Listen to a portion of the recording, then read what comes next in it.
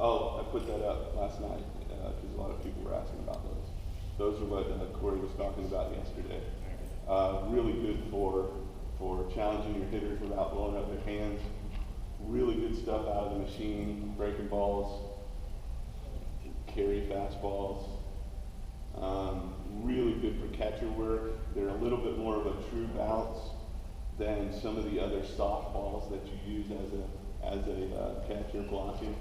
So without blowing up your catcher, that machine can throw a nasty breaking ball 58 feet too and let your catcher break it. Let your catcher bounce it. And it's got a little challenge for catchers as well because it has a little more bounce off of them to keep it closer because it's rubber to have to be even better to keep it close to you. As far as like our everyday coaching, we try to minimize the mechanics during games, mechanics during practice, maybe pre-game, but I don't think we should be yelling, get your elbow up to your pitcher, and just yelling anything out, basically, the loud internal cueing to any position player, hitter, pitcher. Body kind of self-organizes as a freshman. When we do our tests, there's kids that look different. Hitters throughout the years. Hunter Pence, we saw him hit. There's guys that would not draft Hunter Pence. There's guys that would not draft some guys. The funky mechanics, the pitchers with funky mechanics that have short arms, the Trevor Bowers and some of these guys. 20 years ago, these guys only got drafted because they had bad arm action. That's their natural arm action. That's their body self-organizing to throw it as hard as they can and figure it out on their own. Yeah, there's benchmarks and things that you have to make sure that kids do as far as mechanics, but in general, we try to stay away from those during games. External cueing, tell them what you want them to do. In this round, hit me a double to right center, hit me a line drive to right center, pull the ball to third base. Tell them what you want to do, what you want the action to be instead of, hey, get your front foot down, hey, your elbow's got to be here. Internal is more body and focus. External is just tell them what you want to do. Hey, you gotta get out in front more, and you gotta do this. Throw me a fastball down in a bullpen or whatever. More internal, more external, less internal. And again, post-recognized games that we do. Fun, relaxed practices. Music's a good thing. Respect the rep, and you're in a line. There's 13, 15, 16 pitchers in a line to do PFPs. They're going to jack around while they're in line and talk shit about the guy that's taking it or who he made or whatever. But when you get up and it's your turn, respect that one and don't just go through the motions and be in that joking around mode that you were in while you were in line. Respect the rep, whether it be your ground ball, there's two or three shortstops instead of while you're the other two, yeah, you're watching hops and stuff like that, but you're talking about when it's your turn to get in there, respect the rep and be ready to go there. Anything, run down drills, there's drill killers. You guys all have them in your practice that can't throw a strike during a first and third defense or whatever. Respect the rep when it's your time. And then just try to stay positive. We're a pretty loose group.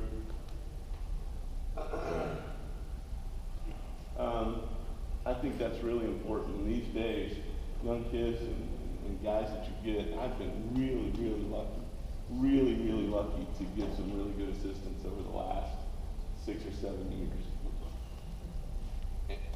Could be great information coming from, it could be average information that you know, it could be bad, but I think you, as a coach for many years, many of you can filter that, kind of figure out what is bad and good. But if you got something that sounds a little weird, do some research on it, man. You can Google about anything these days. I've learned a ton of stuff from my assistants over the last 7, 8 years. And I know it's good information because they're in professional baseball right now. There aren't many programs that we can have a hitting coordinator and a high A hitting coach working with one of our hitters during the practice during their off season. And we're really fortunate On the how do we know it's working, I guess I'll brag a little bit. Well, no, first we measure to get a number, not what we see with the eyes. Obviously, weight room, they're all measurable. It's working because our main goal is moving kids onto the top colleges in the country. That's gotta be. It's gotta be our main goal. Yeah, wins and losses are good and they look good on our record and things like that. But if you step back and you look at the whole thing, like wins and losses, I remember 3 wins. We won 3 state championships. I remember them well. I remember the last out. I remember well. I've lost over 600 games. I've lost over 600 games, and I promise you, I remember a lot more of those losses than I have the wins that I've had in my career. But if our job is moving our guys on to the best programs in the country, which we've had some success recently, then the individual player development is a lot more important than any wins or losses that we've had. That's where our guys were going after last year.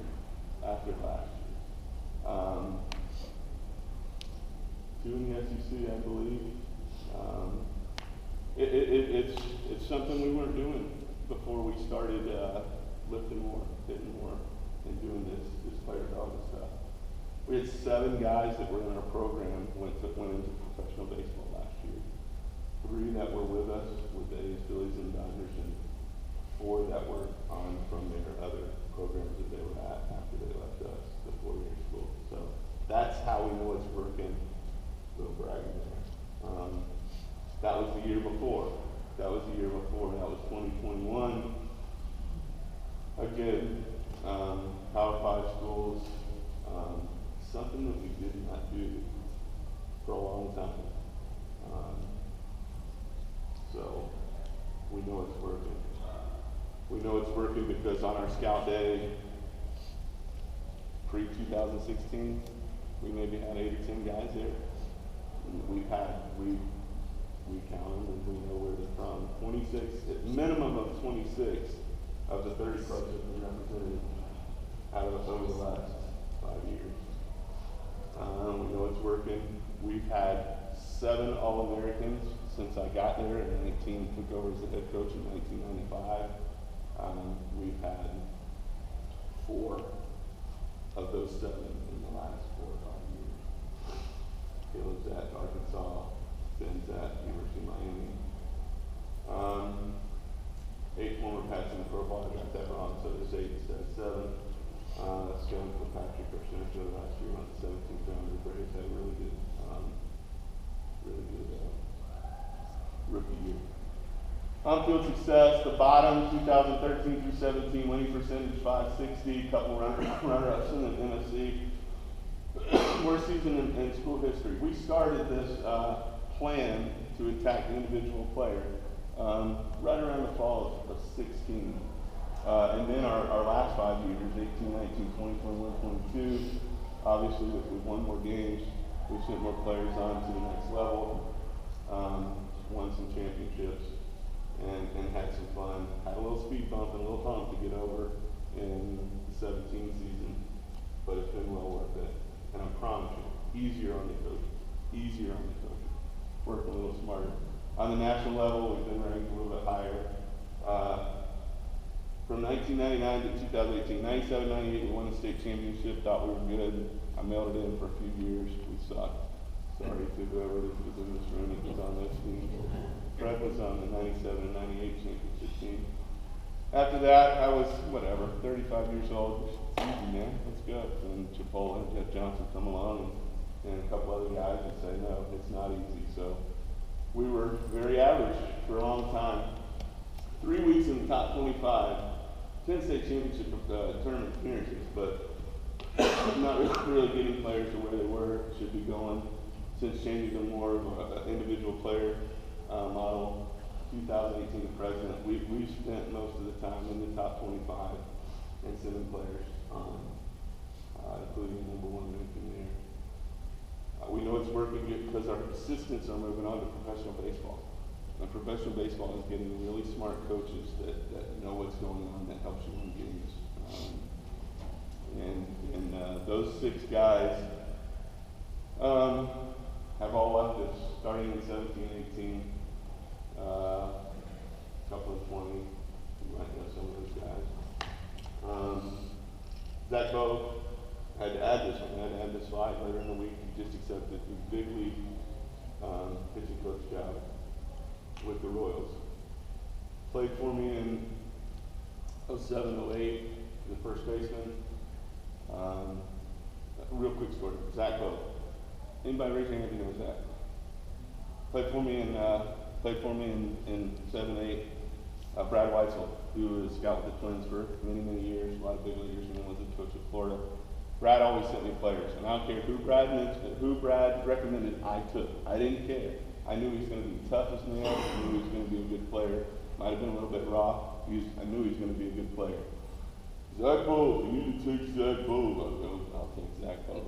Took Zach Bowe. Horrible in the fall. Horrible. We cut him in December. Red shirt from Jacksonville. Beat him out. Flat out beat him out on the field. Cut him. Grades came out. Red shirt from Jacksonville. Ineligible. Got to call back Zach Bowe. Zach. Hey man, what's up? What do we need to do? I'm in, coach. You just tell me when I'm in, when I need to be there. January 8th or whatever. Comes back, all conference, whatever. He was unbelievable. Same year, same thing next year. Had a horrible fall. We went got him. He was going to be good.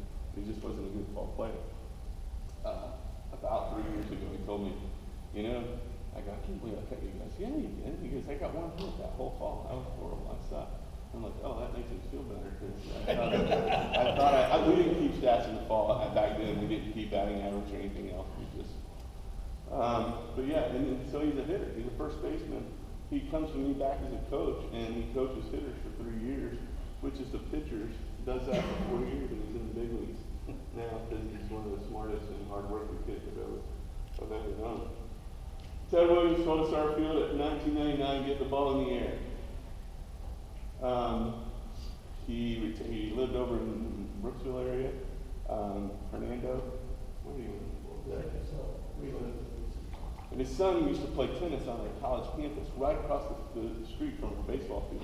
And his son said, you know what, my dad would love to come out and talk some hitting with you guys. We'll just bring him out and go, we can make that happen. So they brought him out, and we got to, and he just talked hitting for an hour and a half. Dale was there. That's Dale. He's working with Dale Hall right there. You get one picture with Ted Williams in your life and you're picking your nose. That's me. And it's a team picture, still talking hitting. You remember that, Dale? He would not stop hitting for the picture. He would not look at the camera. We'd go, hey, Ted, over here, we need a picture. And he's going, no, you got to have your hands here. But he told us that clearly. He told us very clearly. Those exact same words, correct? He said, yeah, I got to get the ball in the air. And we're like, oh, what's this? But then he explained. He goes, they got 4 damn infielders on this side of the field when I hit. Here we are, 20 years later. So, about 20 years later, I listened to him, and he sunk in, and we didn't do that. But he told us to get the ball in the air, so we've done that, starting 16, 17, when the numbers show you that a hard hit ground ball is a double play, and ground ball is hard to get through, and everybody makes plays on our level and the next level, so you got to get it in the air and score some runs. This is us in Grand Junction having some fun. We broke our home run record last year. And we went when we won the city championship. Couple of stats. This is final stats for JUCO in Florida last year. We're at the top. Home runs 96. Closest one to us was 19 behind. A little bragging here on what we do. And this is the weightlifting paying off. This is the hitting paying off. This is the tough machines paying off. Slugging percentage. We're at the top there.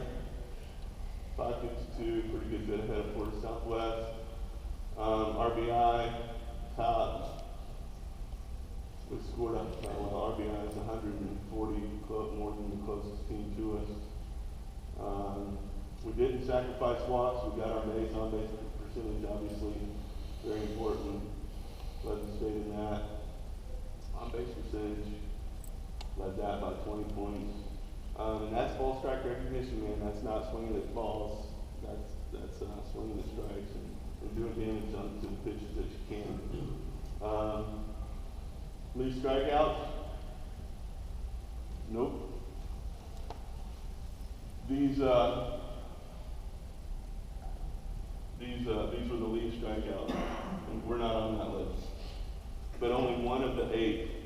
interesting stat there. Think about that. Those are the teams that struck out the least in the state last year. One of those teams, Indian River State, in 6th, made the final 8 last year in the state tournament. Just something to think about. Strikeouts aren't bad. Interesting stat. Most strikeouts. Where are we? We're up there. We're at most strikeouts. So that's down here. We're 4th from the bottom.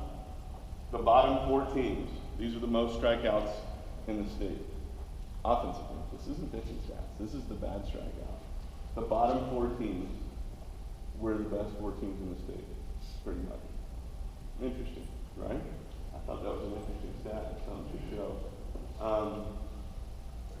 So strikeouts are not bad. Doing damage on the pitch that you can do is a good thing. Which led us to conference championship, state championship, had some fun in the World Series in Grand Junction. Summarizing things up. Lift more, the most important thing in player development. It's easy to say, but 4 times a week, pair that with eating.